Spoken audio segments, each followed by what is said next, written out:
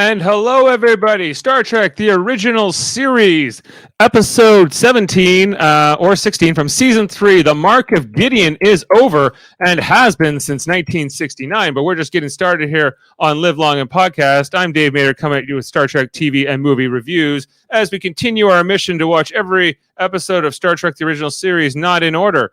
And this is, I think, 9 to go. Let's bring in our panel for tonight. First, we got Ted Mader, my dad, and the namesake of the Ted Trek podcast. How are you doing tonight, Dad? I'm doing great, thanks. And next, we got Jody Simpson, who's been with us for the whole time, I believe, too. Right, Jody? You've been here not as long as Ted. I think I missed a couple episodes. Yeah, but you've been here since, but all the way along. And of course, Adam Woodward. We are expecting him, so he'll probably pop in here shortly, or we'll see. But we are going to break down this episode tonight and talk all about the Mark of Gideon, an episode I had never watched. And hey, there he is. How's it going, Adam? It's going okay. How are you guys? Doing well. We got Adam Woodward here to talk about the Mark of Gideon. Ooh. So, Dead space. I can see you guys brought a lot of energy and opinions. Crickets. It's been a long road, Dave. Yes, getting from there to here. Okay, let's just go around initial reactions. Dad, how do you feel about the Mark of Gideon? Pretty good. Yeah, good episode. Okay, why is this one pretty good? Like sometimes, like this is not a famous episode. Sometimes you have a bit, you're not as always into it. It's kind of a weird episode. Okay. Kind of all those weird people walking around aimlessly. If they're all making millions of them, how are they doing that? There's some definite creepiness to this episode, I would say, but it's kind of unsettling. I found Jody. Let's go to you next, Jody. The Mark of Gideon, a namesake of your own son, but in this case, it's a planet, not a person. There's no link there. There's no link there. It's No. spelled the same, though, right? And after Gideon, My son's name is Gideon. Yes. is it really? Yep. Well, you must have taken it from this episode. No, This had is nothing to do with that. But anyway. Overall, I think the episode is okay. It's another drag episode, where you get 20 minutes in a 50-minute window, but it's I don't know. It's not a terrible episode. I like the concept of it. I think it was obviously unique at the time it was done. I've seen many sci-fi things similar to this, so I'm sure this inspired a lot of things. But overall, I wouldn't say it's a terrible episode, but it's definitely a slow episode. yeah. There's definitely episodes of Star Trek that do this again, which, and by this, I mean bring in more of an isolated feel. Like they take one crew member and then they seem like they're on an empty ship. Yeah. Jody, I can In think your of... case, what? Was that Starship Mine. I love that. Yeah. Episode. But not that it's related to this at all. Well, the one with Dr. Crusher, remember she was in the static warp bubble? Oh, Forget Me or something like that. Yeah, Forget Me Not or something like that. And then there was also one on Deep Space Nine where, I don't know if you saw this one, but Dr. Bashir Oh, yeah. sort of... but it ends up, it's also, he's in his mind and it's kind of an illusion. But this is this was a bit interesting where they were able to kind of make use of existing sets because they're like, well, the Gideons just created like a replica of the ship, and that's where Makes things easy. Makes things easy. They don't have to build much in terms of sets, as is the case for most of these season 3 episodes. We got a message from Adam. Frozen, but I can see and hear you guys. We can't see and hear him, so No, I can't see and hear you either. and I do have to see... apologize. One of my studio monitors is down, so I can't actually look at the one that's near the camera right now. So that's why I'm looking over this way. I'm not ignoring you guys. Yeah, I don't know if Adam's... I don't know what to do about that. I can see if he can... We miss you, Adam. Try again, maybe. Try again. Rebooking. Oh, he's rebooting now. He just sent a message. Yeah. Yeah. Anyway. Anyway, so we'll keep talking about the plot. We don't know what Adam thinks yet, but it'll be interesting to hear when he pops in here. Yeah, and I thought that the premise of this was like a lot of episodes. They kind of download this very quickly to you from the captain's log, and they're like, okay, we're at this planet Gideon. They are a candidate to join the Federation, but the problem is they've never allowed anybody else from outside to go into their native soil. Right, and how I'm be the a first candidate without like nobody even knowing what's going on. Like they could have like a puppy slaughterhouse down there, and you wouldn't know. Yeah. So this was they do this a lot where you see like, well, this planet's gonna join the Federation. They don't do it a lot, but it happens here and there in Star Trek, and it often when it does happen, it's usually like this planet really shouldn't join, or they're not ready to join. Yeah. Exactly. And it felt like that with Gideon. Like I don't know if they would be a good like they're not the most evil people in the world, but they certainly got some questionable values, I think. And in particular, like they felt pretty comfortable kidnapping the captain and then playing this like ruse on Spock and just testing that Vulcan logic, if he could hold it together, where the rest of the crew was losing their minds while they're trying to figure out what happened. And he does mention that it's a paradise, germ-free atmosphere. But they say that's the reason why, right? Like that's the reason why nobody's been on their planet, because they don't allow anybody on their planet because they're worried about that, I guess. Because of quarantine.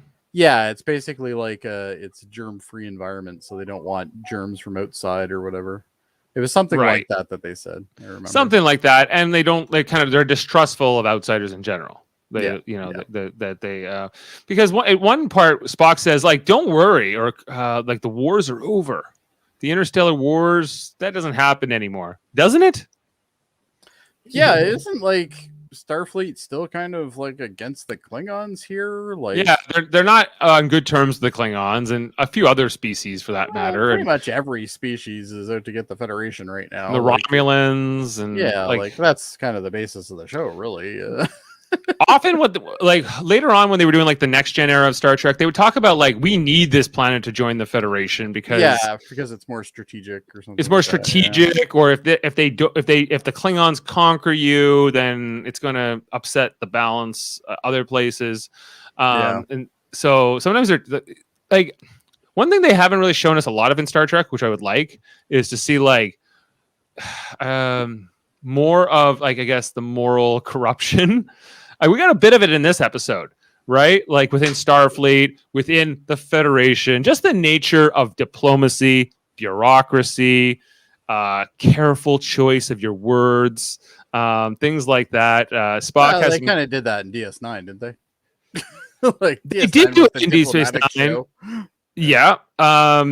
They did more of that in Deep Space Nine than any other series. This was an adventure serial show. Like this is right, sci-fi. but you decide he gets her on the line, right? He's like, call up the Starfleet command. She's like, they're telling me to talk to the Federation Department of Interplanetary Treaties or something, and then they were sending her back to the Starfleet command, and they were going in circles on right. And later on, they try to call up this admiral guy, right? He's like, listen, like there's some bad things happening here.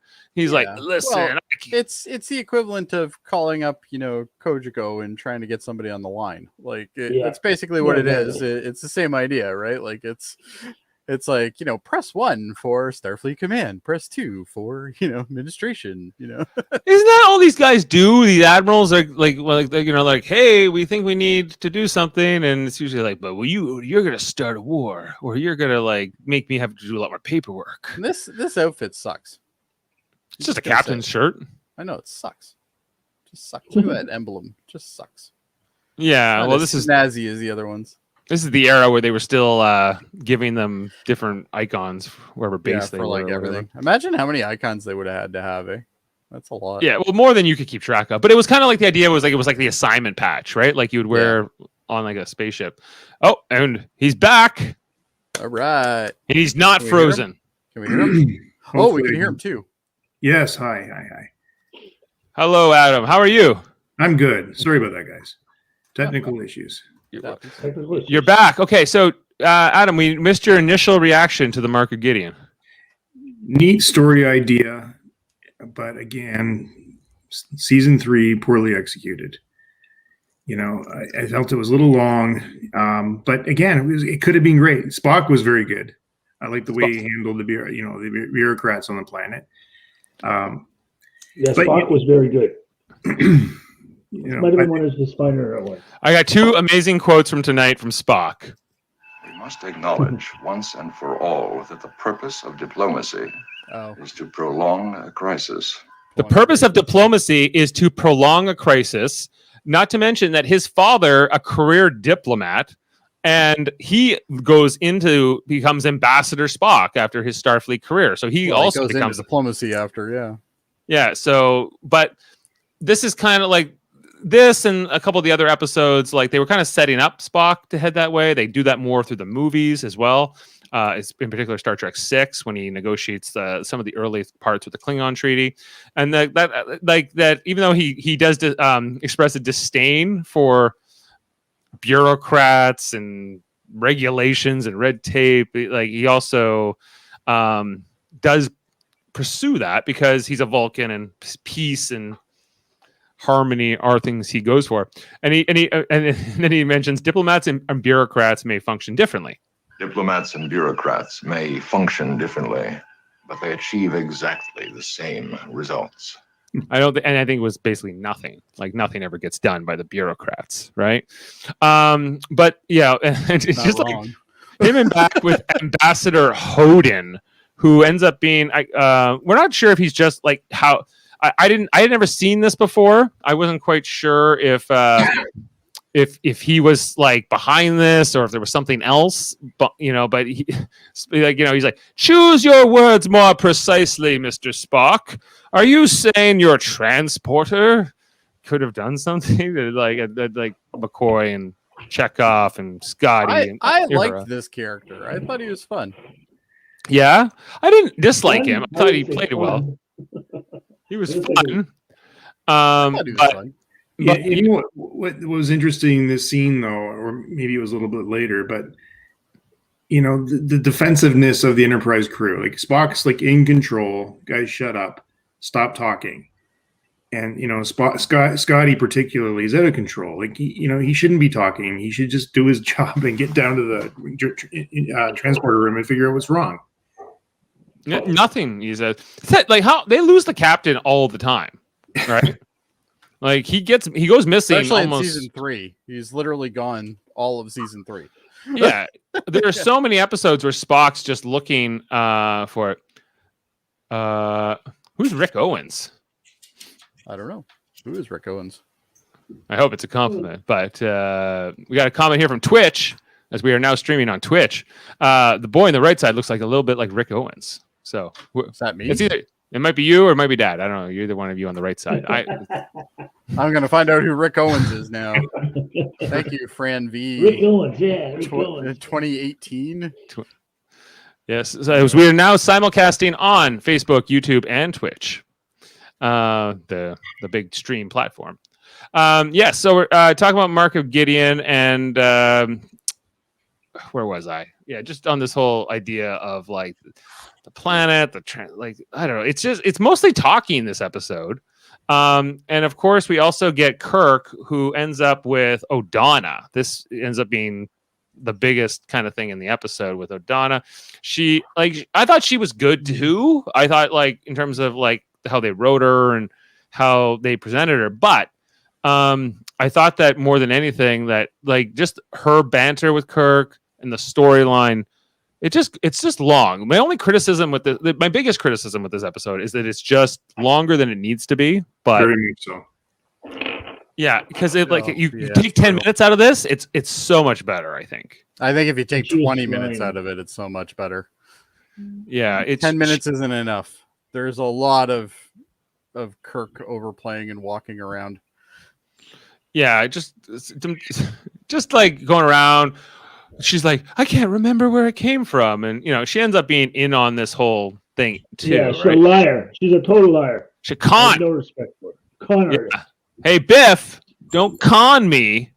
That's right. That's who O'Donna was. Wow, that was a pretty good callback there. I won't, Mr. McFly.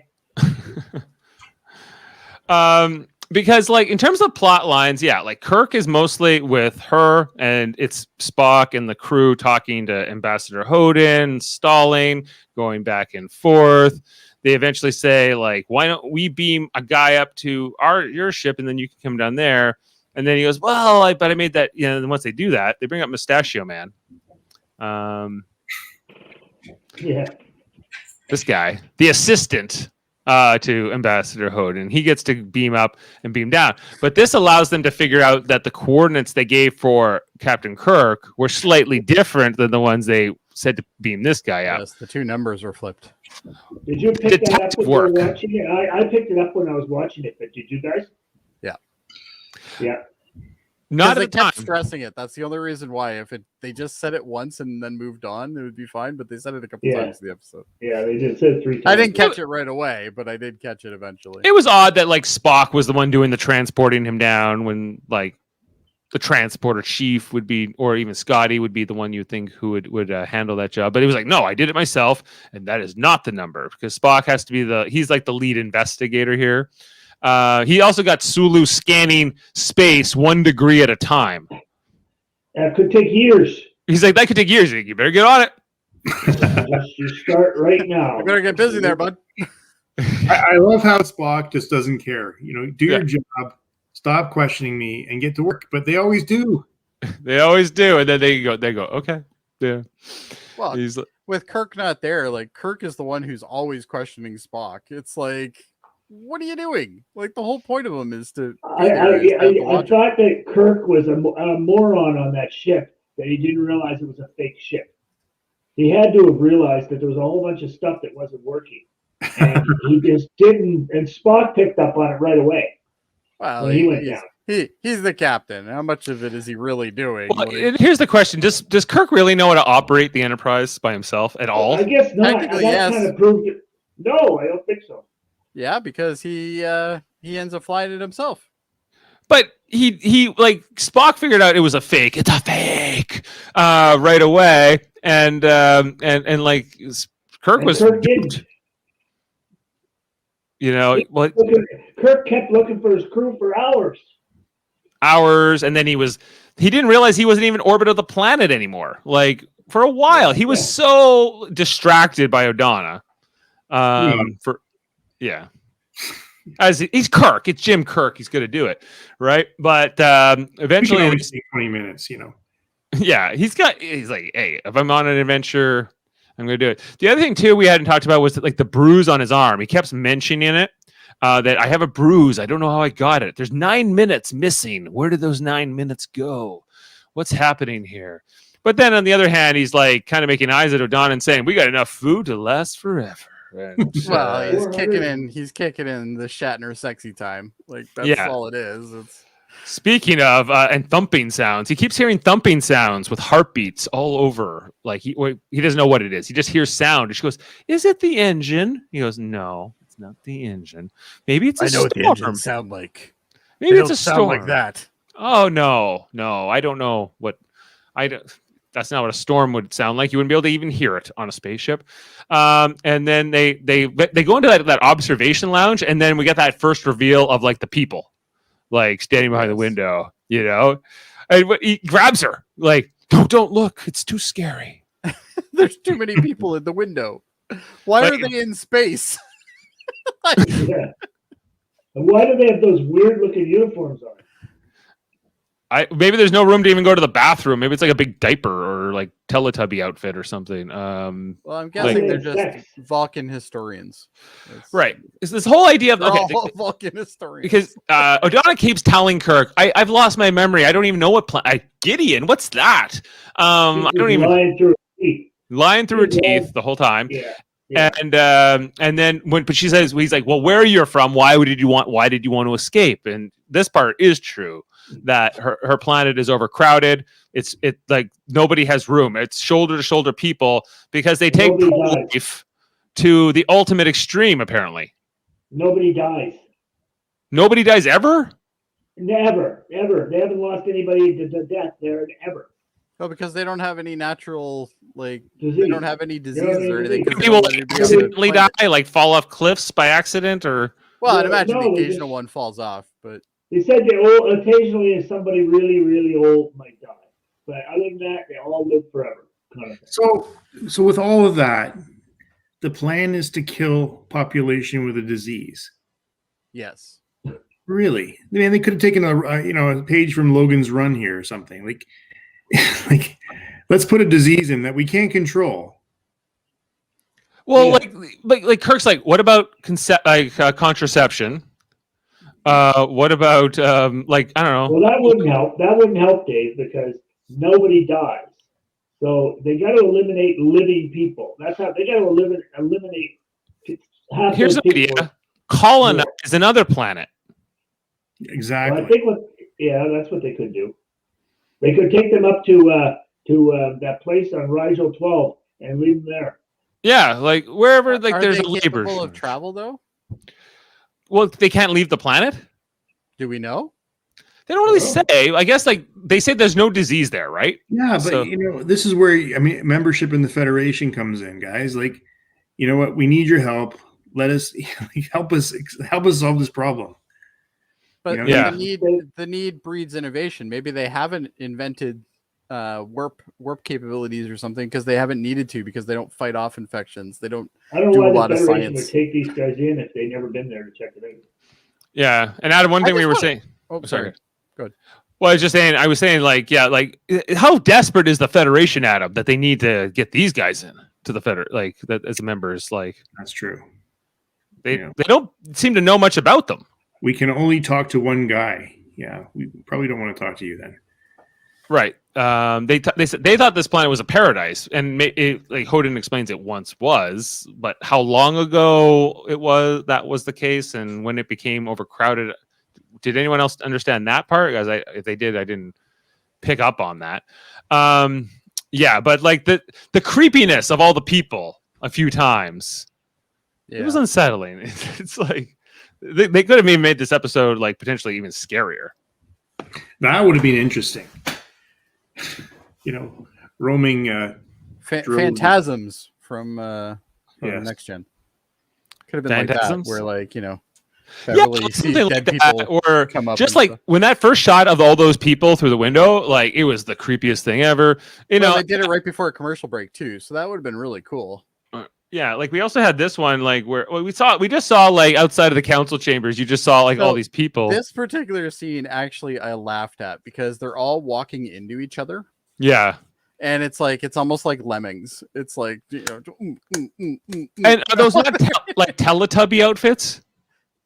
now I'm gonna see nothing but that. Okay, great, thanks. There was no such thing as Teletubbies back then. Right, so the Teletubbies copied them. You're saying So the Teletubbies might actually be from Gideon. maybe?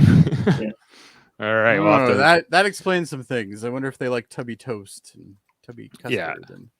And... After like so yeah, Spock has his conversation. Oh, sorry, they do eventually reveal it, right? Because Kirk starts to kind of grill O'Donna. He's like, "What the hell's going on? Why are you?" Because he kind of figures out she's in on the fix before she fully admits it, and then she like has this fainting thing, and it turns out then like I think her ambassador Hodin or counselor Hodin, he shows up, and the reveal comes where is it vegan choriomeningitis? Is that or is it vegan or I don't know? It was like something like that. But it was basically vegan. Yeah, they wanted to get this. Kirk had this disease. They knew he had contracted it previously and he had survived it, but like this was their plan to bring him here specifically so that he could give it to O'Donna, so that she could die and show the people of Gideon that you could die again. It seems like you could just get a phaser and like It seems like you just get somebody drunk and give them a phaser, it'd be fine. like nobody gets into bar fights or anything on Gideon. Like there's they got no room for bars. They got no room for bars. No room for She bars. says that any of them It's a terrible planet, really. It sounded terrible. It sounded like hell. And why would you? Why?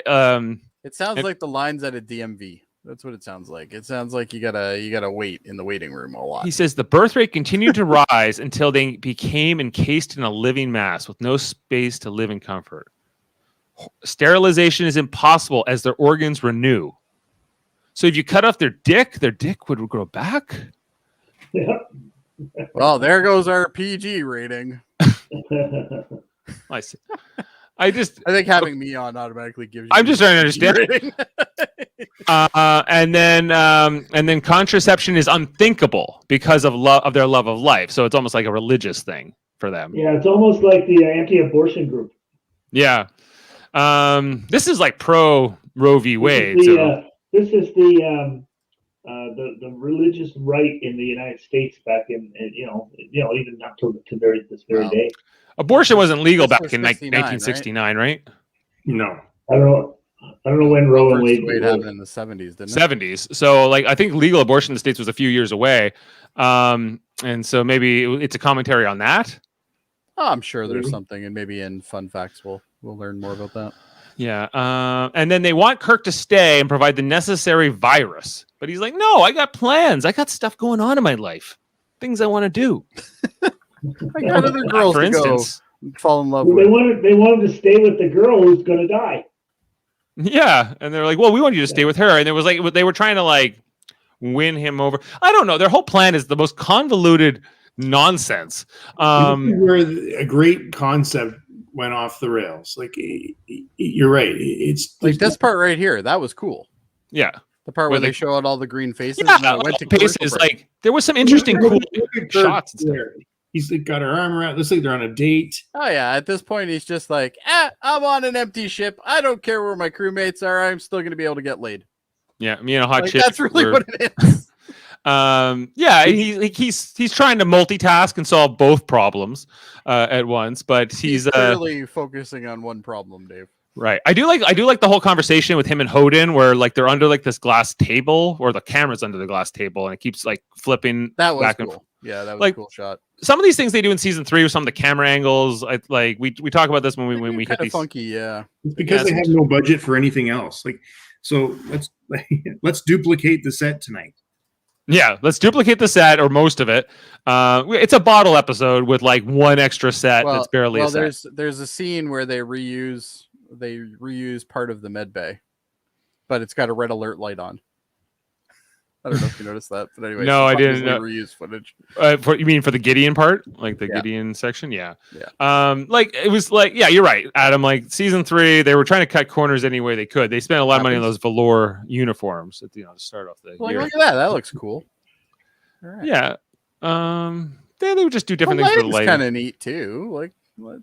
Yeah. Like you guys shit on some of this stuff, but some of it. Well, fun. it also just drags a bit, You know that guy that Spock, he nerve pinched one guy, and then he threw the other guy down the hall. How did that guy get knocked out and didn't all he did was throw him down the hall a little bit. He threw him hard, Ted. He threw him hard. It's that Vulcan rage. He didn't look like the guy was throwing any harder than just, hey, right. Get out of my way. To mention that Spock eventually, even though the Admiral Fitzgerald tells him, "Don't you do it? Don't you beam down there?" He's like, "I'm beaming down there." McCoy, like, I don't care. McCoy's like, "I'm going too." He's like, "No, you're not. Only I'm going." He's like, "Well, you told the Admiral to screw himself." He's like, "I get to tell the Admiral. Nobody else." Which is kind of weird because generally you see kind of like in the first 2 seasons, you kind of see Spock for the most part keeps kind of the way he's supposed to be. But in the 3rd season, he's all over the place. Like he's, one episode he's completely against everything, and then the next episode he's for it and he's running with it. And it's like sometimes there's no way Spock would just go down and defy orders. Like that's not something Spock would normally do. Like he wouldn't even like assume command from Commodore Decker until like he could get an official medical reason that he was clearly unfit. Yeah, he was clearly unfit to like, command okay, no the problem. Enterprise. Right? Decker was completely sane. Yeah, but he's like, well, you don't have an official report, do you, McCoy? He's like, well, not official. And he's like, well, then I can't do anything. Yeah. But here, he's like the entire Federation, all of Starfleet Command saying, don't you do anything. Don't screw this up. He's like, fuck Kirk. Just go fly off. You're fine. Don't he's worry like, about it. For Jim Kirk, I'll throw away everything. That's a Spock thing. Yeah. And he gives Scotty shit. He literally tells off Scotty and tells him to piss off, basically. Yeah, but Scotty was wrong, Jody. Well, no, I completely agree with you there, Adam. I obviously Scotty was out of turn, but Like Still, Scotty's it'd hit be more in something that that normally he 30 wouldn't do. seconds than he usually does ever. Like he was going. Scotty He was going. Yeah, he was going nuts. Yeah. I liked how Spock changed his story completely for the Gideon guy. Yeah. But What do you mean? Well, he basically lied. Yeah, because the Gideon guy, Scotty said his transporter was in working order. Oh yeah, he's like, I didn't hear what you said there. He's like, oh, my transporter or engineer was just saying he was fixing things. Like he could clearly hear what was being said, but he was totally like, against his character. right. And yeah, once Spock gets down there and he kind of figures out it's the fake ship and he calls Scotty. But I liked it too, Dad, when he ran into this guy, or like there's the two guys. Earlier, Kirk had fought them, right? When Hoden first showed up, Kirk tried to like have a fist fight with the two of them at once and he loses. He gets like they just grab each arm. That's all you have to do, apparently. And then, but then when Spock has to fight these two guys, he just neck pinches one of them, and then he just kind of like throws the other guy down the hall, and just goes. And he knocks out. Yeah, he's done. He's like, whatever. I'm like, Spock is a much better fighter too. Spock is a stronger person. Let's be honest. Well, we've seen that before. Kirk's taken on two guys before. Yeah, but like Spock can like take on like 5 guys. Like Spock's a strong guy. Well, what happened to Kirk? Why did he lose this fight earlier on? Well, because he's put a lot of weight on this season. Why couldn't he take on 2 black Teletubbies? Like that. Yeah, this is near the end. He knows the show's being canceled. Yeah, at this point, he's like, "We're not renewed. We're not renewed. Who cares? So might as well fuck with it." Yeah. I'm fighting a guy who's wearing a skull cap, I guess, or whatever this is. A onesie, a leotard. Yeah. And then and then I was like, they get into the fake quarters where O'Donna is dying, I guess, and then Spock they just beam her up, and next thing you see her, she's perfect. She's okay after that, and then she tries to get Kirk to go back to Gideon, and not. So I don't understand really the ending. Was there an ending? What was the like? Are they okay? Are they cool with Gideon again? Like they did kidnap him and try to like turn him into some kind of a machine. They resolved anything at the end. Population basically this is going crazy. Yeah, this is one of those episodes that literally you go for 50 minutes and then at the end of it you're like, we've achieved nothing. Yeah. Well, there was no resolution, right? Like no resolution. No. Which actually probably is like a lot of their missions, right? But so which is going to happen. Not every mission is going to be tied up and done, right? Like it's. Well, I'm interested to get to fun facts because I like to know does this planet ever come back? I don't know. Does Gideon ever show up in Star Trek again? I can't remember it, but did they join the Federation? Who's to say? But yeah, that's just the end of it, and then that's the end of the story. And I'm just like, okay, I guess it's more realistic in that. That's all there was to it. But they did like kidnap a Starfleet captain and lie and do some. Yeah, like at that point, I don't think they're getting a mission to the. Yeah, I think they. I don't know. I would. But if they give them a mission now, it seems kind of like a stupid idea. But whatever. Right. And that's the episode. Like we said, like some cool things in it, some interesting ideas. There was some great cinematography in this episode for a season 3 episode. This was shot really well, I thought. There's some really cool scenes in it. A couple of the guest stars are decent enough. Like I thought that Donna, is that her name? Yeah. She was great. Like she was very good. As played by Sharon Acker, who a Canadian actor actually did a number of things. I'm just saying if there's anything we would know, but yeah, she just did this one episode. I thought she was pretty good. Like kept it going. She's still alive? Yeah, still alive. Let's bring her. Here she is again. She was in a number of TV made for movies. A Clear and Present Danger. She was in Clear and Present Danger, eh? Yeah, she did 1973's The Stranger, co-starring Glenn Corbett. In 1970. Sorry? She was in one episode of Knight Rider. Rider? Yeah, she appeared in. That seals the deal. You should be in the Hall of Fame at this point. She was in the Star Galactica 3-part pilot in 1980. So she went on to do some things, but yeah, she's from Toronto actually. Really? Yeah. Always nice to see some Canadian talent. I mean, that's maybe her and Shatner knew each other from back in like the Stratford days. Probably wouldn't surprise me. He like, around almost the same age as Shatner, just 2 years younger. So she's 90 today, roughly. She was born in 1935, so she's 87? 86. Okay, do you want to give us some fun facts about this episode, and maybe we'll inform our opinion about this episode? Maybe even raise or lower our ratings, which we will do lastly. All right. Well, I can't put it on my studio screen today, so I'm gonna be not staring into the camera while I'm talking. So sorry about that, guys. All right. This episode was written by Stanley Adams, who had earlier guest starred as Sereno Jones in the original series episode "The Trouble with Tribbles." Adams has become concerned over the issues of overpopulation, and during production of Tribbles, mentioned to Gene Roddenberry that he thought it would be an interesting social topic for the series to address. However, this is Sereno Jones? The person who wrote this was written by Sereno Jones. Yes. Oh, the writer is Sereno Jones. Yeah. The guy who ended up starring as him. I thought you were saying this guy was Sereno Jones. I'm like, this can't be. No. The guy who wrote this episode. However, Adam said that he was disappointed by this episode's final result. So there you go. So were we. So it's okay. The coordinates given to Kirk to transport down to the council chamber were 875-020-079. The coordinates the council members gave Scotty to beam him up were 875-020-709. This is not a goof, but an admittedly silly plot device for the episode. So just to recap, Jody, that's Sereno Jones from The Trouble with Tribbles. He wrote this episode? He wrote this episode, yes. Co-wrote it?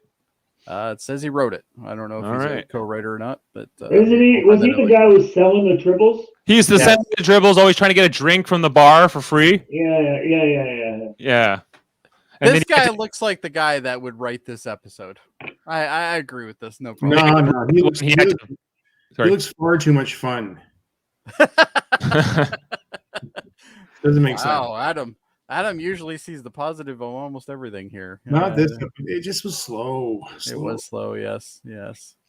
All right. McCoy makes a sarcastic comment regarding Spock having his career as a diplomat. Spock would later go on to have a career in diplomacy, negotiating with the Klingons in the Undiscovered Country from 1991, as well as working as an ambassador during the time of Star Trek: The Next Generation. So there you go. So foreshadowing by McCoy there, which I think we already mentioned anyway. So we're clearly ahead of the fun facts today. Followed his dad into the family business, right? There you Diplomacy. go. Remarkably, this episode did not run afoul with NBC censors, despite Kirk broaching such sensitive matters as sexual sterilization and birth control. So the Catholic League wasn't watching Star Trek? Is that what you're trying to say? Apparently, the Catholic League was obviously at a potluck dinner that night. Okay. So that's good. All right. When Kirk tries to address anyone on the ship, one of the shots showing an empty corridor is recycled from Star Trek: The Original Series. Is there no truth, no beauty? Also, which I don't think we've actually done that one yet, have we? Is that on our list? Left, yeah. Yeah, it's one of the ones on our list. Also, there's another shot of an empty sick bay with a red alert icon flashing, which is an obvious pickup shot. Yes, that's the one that I got. You could literally see the flashing red light from red alert, and it's not a red alert, so it doesn't make any sense, but that's all right. You got to do what you got to do to make the money, all right. This is the only episode showing an external viewing port. The only time the window looking outside the ship was seen is on the observation deck from the original series, The Conscience of the King, which I think we have done. We have watched that one. Remember he takes the woman who's like the daughter of the guy they think is Kodos the executioner. Yes. He takes her down to the so that's the other time we've seen that type of window kind of thing open. Yeah. But of course in this case too though. Oh no, you're on the space deck. Sorry, they're space station. I was thinking there was on Tribbles too, but they were on the space station looking at it. It's a K7. Yeah, they're on K7, yeah.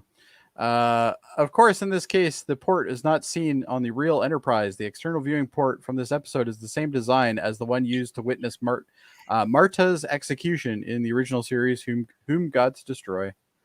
So do you think that all those windows have the ability to open close on the Enterprise? Because Jeff talks about this all the time, where he's like, why don't you see out windows more on the ship? And you don't see a lot of rooms with windows in it. So realistically, probably not all of them. I would imagine a good chunk of them anyway, but not all of them. Yeah. It's just like NASA spacecraft. Like NASA spacecraft has some windows that are fixed, that they're always open. Then you have ones that are covered all the time, and then ones that can be opened. So Right. it's one of those things, I guess. Who knows? I'm no space scientist, Dave. I'm just some jackass who talks about Star Trek on the internet. All right. That's right. Go on. And on that note, Great. there's your segue. A sample of the reciting of the 875-020-079 coordinates were repeated multiple times at the end of the song Mathematics of Chaos from Killing Joke's 1994 album Pandemonium. No idea who that is.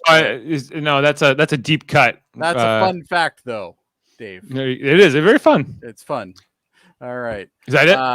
No, we got more. We got more. I got a couple more here, Dave. Okay. All right.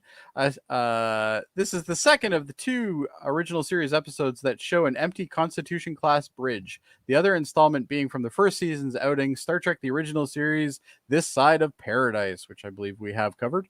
We see a lot of bridges. Oh no, but what about the we have some. the one where Kirk's on the Defiant? Defiant is not a Constitution class bridge. It is a Constitution. It's just it wasn't empty though. It had corpses. It wasn't empty, so there you go. It had corpses. So Yeah. you already answered your own question, Dave. All right. I was just trying to talk through it. Thinking out loud. Okay. Well, you're just trying to, stretch. Work it. I was like, well, come on. We've seen empty bridges before, haven't we? This podcast is be 20 minutes less. Okay, well, and that's It's only 40 minutes so far. We're not that. I guess. I'm just saying that sometimes they drag out. Another fun fact: Ted might not be on the next series we do. I'm just giving you guys a little bit of your own medicine. You say that Star Trek's too long. In the Sometimes 60s, these everything was podcasts long. are too. It's also because I grew up with Next Gen, which are 10 minutes shorter, always, right? So I'm used to a different Because the pace. format of TV was like that at that point, right? Right. More ads. Technically, Don't the get 60s caught had by less your own ads. complaints. There you go. Anyway, I think that's enough for fun. Okay. All right. It's gonna be really fun tonight. Let's get into some. Wow, he's so bitter. Who? Adam. Yeah, Adam is just kind of bitter today. it's just we need a good episode, guys. Well, you do know that we're doing all the crappy ones that are left up to the best one that's left. Yeah, just so you can kind of see what you have in store for you, Adam. Like, there's not like, I guess. These aren't doozies. All our yesterdays the episodes. Episode. This is the nature of how we went. We cherry picked all these amazing episodes. We did these great ones up front. This is our fault. We created this for ourselves. You're gonna stick with it, Adam. Okay, I got it. Adam, this is our fault. You were part of this problem. I know. I'm very aware and we all made this together. But we only have 8 left after this one. So how about we give the Mark of Gideon a rating? Dad, you want to start us off? I wouldn't go too high on it. Probably about a 6. I'll give it a 6. I'll give it like I gave last week a 6.5. Like 6.3 or something like that. Adam? 6. I do like the idea of the story, so I'm not going to go too far off that. I'm 5.5 on this one. It's not as bad as last week's. So that it gives the average for the 4 of us tonight a 6 out of 10, and then 6.5 on IMDb. So it's kind of. So I got to tell you guys, I went after this episode was over. I went back and watched Way to Eden. But you have a rating. Do you want to give us your rating for that? I do have a rating on this. You want to tell them what my answer was to you when you mentioned that? Something about shooting myself in the head? No. I'll read it back. This Way to Eden. Yeah, you don't have a scoring for that one, Adam. No, I'm going to give you because he's rewatching the ones that he didn't score. But I'm going to tell you something. You're going to bring up that rating. Right now it's sitting at 2.9. Wait a second. After watching whatever Mark to Gideon, I gave this a good 6. I laughed in this episode. It was funny. The Way to Eden is funny. Yeah, it was good. So this is the conversation we had, Dave. Oh yeah, okay. So he sends me a message and he goes, "So after Mark of Gideon, I watched Way of Eden." And my response was, "I'm sorry." And then he goes, "I went in with low expectations." And I said, "There's probably a support group for that." I only gave it a 3 at the time. I kind of think that's a little harsh, actually, but It's a terrible episode. You know what, though? It was more entertaining than the one I just watched. So actually, I'm going to bump up my mark to a 7. For earlier, for this episode? 7? No. For Way to Eden. Oh, wait. So Way to Eden is 7? Way to Eden is now up to 3.7. It's still in our Jody, I'm telling you, it was way more entertaining than Mark to Gideon. I just gave it a 6. Yeah. There you go. And there's a few. I sent you the sheet, right, Adam, with the ones that we're still missing. Oh, I still got a couple I got to do too. Oh, yeah, and Jody, you got a few. Not as many as Adam, but there's a few here and there. Actually, there's really just these 3. Actually, you have any, Dave? You have one, The Return of the Archons. Oh, give that a 7.5. I like that one. That was a good episode. 7.5, eh? Oh yeah. I like all right. And then I'll do the same on that. That's a good episode. 7 on that for Adam. When you get a sec, Dave, can you show me the 3 that I'm missing? Because I did watch a couple of. Oh yeah. So you are missing Errand of Mercy. Okay, I did actually watch that one. Okay, and that one I'm going to give that one about a 7.5. 7.5. Oh. Yeah. No, I did watch that one. I just didn't attend the thing, and I forgot to give you the Doomsday Machine. You saw that, didn't you? Jody? Oh, Doomsday Machine. I know that episode. It's a great episode. I'll give it a 9. Yeah, good episode. Yeah, you weren't there for that particular podcast, I guess. And then for the other one is called "For the World Is Hollow and I Have Touched the Sky." I don't think I've watched that one. So that's where they're inside a spaceship that looks like a planet. Yeah, and it's got a god. I kind of remember it, but I rather watch it. So look at Miri. I gave that a 7. Wow. What's that? Yeah, well, Jody gave it a 4.5. He really liked it. Yeah. Wait, what did you give tonight? 4.5. I was being generous. Again, that's a better episode than tonight. Way better than tonight. That should just have pedo bear all through it. Oh my god! What's been interesting to see, because we have very few. We only got a couple season 2 episodes left, and it looks like season 1 is going do you have a statistic on which one is the lowest rated episode from each person? I could figure it out. Well, I don't want you to do it right now. But yes. But you can see here, like, our season 3 scores are way lower than our season 2. 4.4. That's about right for me. Yeah. Yeah, you don't love these season 3 episodes too much. I'm pretty harsh on Star Trek, except for season 2. Adam clearly hates season 2 compared to me. Wait a second. I'm surprised at that. Okay. Yeah, you're season 2 you're down on, but you might be missing some scores too. Yeah, I might not be calculating them all as well. Oh yeah, you're also missing a whole bunch of season 2 episodes probably. Yeah, right. See, look, there's like 3 episodes just on that screen that you didn't. The Omega Glory. Oh, that's one of my most hated episodes. That's a pretty terrible episode. Okay, so that's our rating for tonight's episode. Just to mention, The Mark of Gideon, directed by Judd Taylor and by one of the guys who played. So Stanley Adams co-wrote this episode. Then that's Cyrano Jones, Stanley Adams. Yeah. Okay. And next week's episode, the Paradise Syndrome. Oh, I think I know that one. This is the one where Kirk gets married. Yeah, to an Indian. Indian. Oh, this one. Yeah, this is the Indian episode. Oh, this is terrible. Oh no. Oh, like this is going to be a hard episode. I like that one. Of course, Adam will love it. I think especially it's going. Adam's the new Ted. Oh. I like that one. That'll be a good one. Oh no. Okay. Sorry, Adam. I had to take it. Okay. Well, that will be an interesting podcast. Especially, I'm gonna have to be very tame on that episode. I think that's good. Okay. Well, we'll talk about that next week. Jody. I'm sorry. You got to be culturally sensitive on this now. Yeah, that's right, Jody. It's indigenous. Anybody who knows me knows I'm not very culturally sensitive, but I'll give it a try. Indigenous Day. We'll do that one on September 30th. It's actually it's well, maybe we should actually because it's. I don't think shit. Let's not do that. No, it's not. That's a bad idea. Indigenous Day. Okay, stop. All right, let's stop. Okay, let's just wrap it up for tonight. Thank you for joining us for our coverage here of the Mark of Gideon, the season 3 episode of Next Generation. As mentioned, we'll be back for the Paradise Syndrome. Also, check us out here on Live Long and Podcast multi-times a week. We're talking about Star Trek on Tuesday night, Star Trek Deep Space Nine. We're talking about the episode called Rejoined tomorrow, which was the episode where Dax met her old flame. That's a lesbian kiss one, right? That was the first, on like same-sex kiss on network TV or something. It was a very historic one at the time. So check that. We're going to be talking about that tomorrow night with Jeff Mader and Kevin and Ashley Millard and Jaemeel Robinson on our Tuesday night at 9 o'clock podcast as we continue every Deep Space Nine episode in order. And then on Thursday nights, we're talking about Star Trek Lower Decks right now. I've done 3 episodes of season 2 so far. We got the 4th one coming up this Saturday. We'll be on with Davin Skellhorn at 7 p.m. from Locutors of Trek. Can't say I'm enjoying season 2 so far. I really liked last week. I thought last week was a good episode, though. Yeah, so they're getting better. I watched season 1 and 2 over the weekend. Oh, okay, you binged them, eh? Yeah. So pretty good. I'm not. The first 2 episodes of season 2 have been kind of eh. The 3rd episode was all right. I liked it. It's got some laughs. I'm glad it's 20 minutes. Yeah, that's true. Yeah, if it was any longer than 20 minutes, I don't know. If I was watching them like one after the other, I don't know. But week to week, I'm digging it.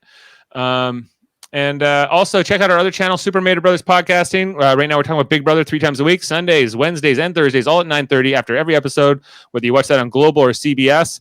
And also we're talking about Marvel Cinematic Universe content all year long. We're going to be talking about Shang-Chi, or is it Shang-Chi? Shang-Chi and the Legend of the Ten Rings. We'll be talking about that Saturday morning, Jaemeel Robinson and I, as we'll be seeing it in IMAX Friday night. And also, we just did an episode of Trivial Debates, our monthly show where we argue about movies, TV, sports, and more. We had Jaemeel Robinson hosting that one with Mott, Tom Tyrell, and Chris Seymour and Tim Seymour arguing about all kinds of things. I haven't watched it yet. Am I going to be infuriated? Of course. Okay. Well, yeah, that's that's the reaction we're largely going for. It was so it was something. It was an experience. It was something. I think is probably the best way to say. Jaemeel said it was like hosting those guys and having he's like Tim was like Chris and Tim constantly. I want to change my answer for this. I want to change my answer for this. Right? They kept they kept doing that to him all week. All I can say is I'm very thankful I didn't host that one. Yeah, no, I was like, this is not the one Jody needs. No, this is not a Jody hosting episode. Yeah, I just quit halfway through and disconnect. These particular personalities are not the right fit. They're very out there. Yeah, so no, Jaemeel did a great job trying to wrangle those guys in, and did a good job with it, as much as you can with those 3 personalities. Who Jaemeel has got the patience of a saint. That's all I can think of. Yeah. And I think, lastly, check out my son's podcast. Let's talk about fighting games. That's a fighting video game theme. You can find that on Spotify and wherever you listen to your audio podcasts. I wonder when he's going to have me as a guest. Like, what you're on this show? Know more about games than me. Well, you should be on the Eamon's podcast. That's what I'm saying. Like, he doesn't invite me either, but I'll put a bug in his ear about that. Okay, well, thanks for being with us tonight, and thanks for the podcast, guys. We'll be back in a week, and on that note, we'll take you away with some Spock knowledge. Diplomats and bureaucrats may function differently, but they achieve exactly the same results. True. Yeah, live long and